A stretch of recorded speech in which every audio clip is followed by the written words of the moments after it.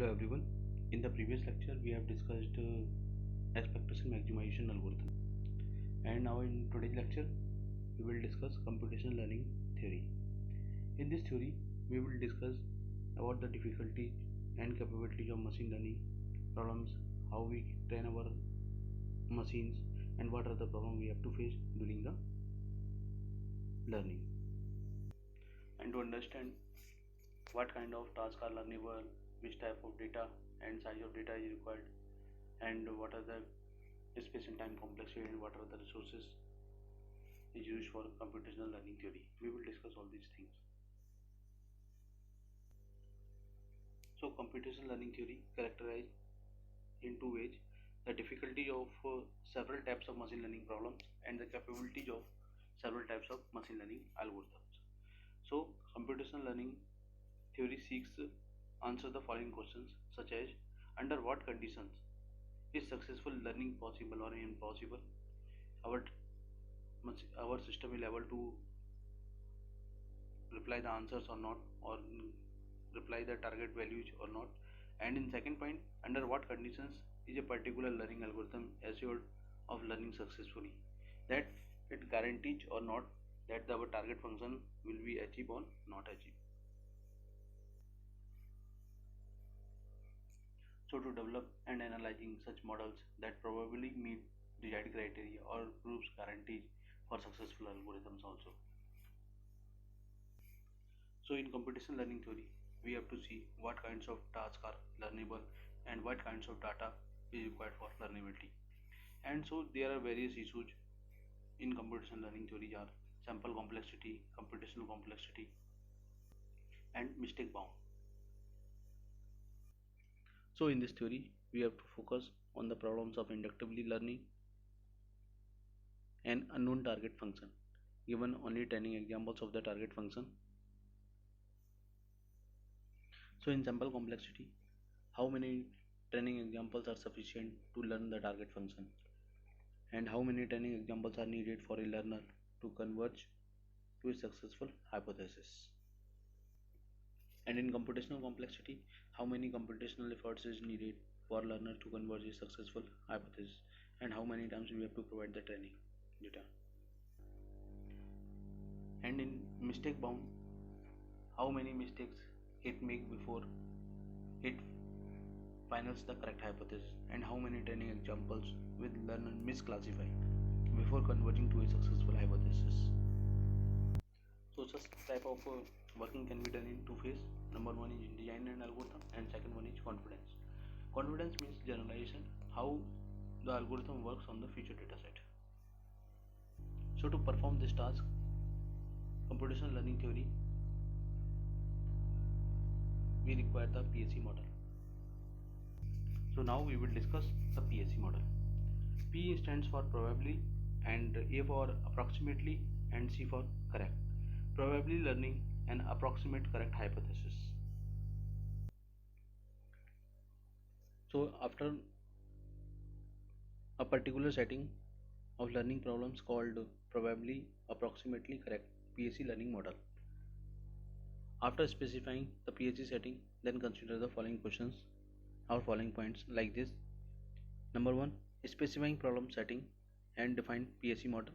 And in second step, how many training examples are required to train, and how many computation are required in order to learn various type of classes of target function within the PSE model. So now we see how the problem setting can be done. Here we have discussed about how we can set the problem setting. X represents set of all the instance example set of the pupils, each described by attributes age or height. And C is a target concept that learners need to learn. C, X belongs to either 0 or 1. 1 means people who are skiers, and 0 means not skiers. L means we have to learn people who are skiers. So C of X equal to 1 represents positive training examples, and C of X equal to 0 means negative training example, or skiers or not skiers. So now how we evaluate the success of L means learner by the performance of H over new instance. For this we see error of a hypothesis. True error is denoted by error of D of hypothesis H with respect to the target concept C, and distribution D is the probability that H will misclassify an instance donate random variable randomly according to D. Means suppose in the figure C is our target concept and H we are considering the hypothesis. So the values which are in C not in H and the values which are in H not in C. So this is shown the error for H and this is the error for C. So how we represent the error? So error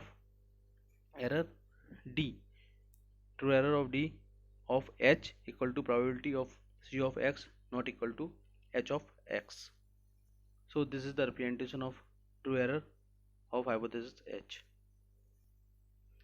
So in PSC learnability, our aim is to characterize classifications of target classes that can be reliable learned from a reasonable number of randomly drawn training examples and a reasonable amounts of computation. So number of training examples needed to learn a hypothesis H for which error of H equal to 0. So there are two regions here.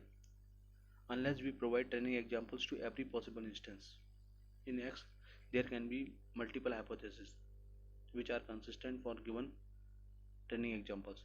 And second problem is, if training examples are drawn randomly, there will always be some non-zero probability that training examples encountered by learner will be misleading or misguiding. So for these two problems or two difficulties, following measures can be done. Number of zero hypotheses from learner L. So a bound to be error can be set constant epsilon that can be made small, and not necessary to learner succeeded for every sequence of randomly drawn training examples. So learner probably learn a hypothesis that is approximately correct and bounded by some constant delta which is small. So now we will discuss the definition. Consider a concept class defined over a set of instance X of length n and a learner L using hypothesis space. So here C is a PSC learnable by capital L using capital H if for all value of C belongs to capital C, and distribution D over X epsilon is represented such as 0 less than epsilon less than the minimum value 1 by 2, and delta such that 0 less than delta less than 1 by 2 or a minimum value. Learner L will with probability at least 1 minus delta output a hypothesis H belongs to capital H, such that error of hypothesis of all the distribution is less than equal to epsilon. So in this way we can make a learner that learns probably correct approximation of hypothesis. Thank you.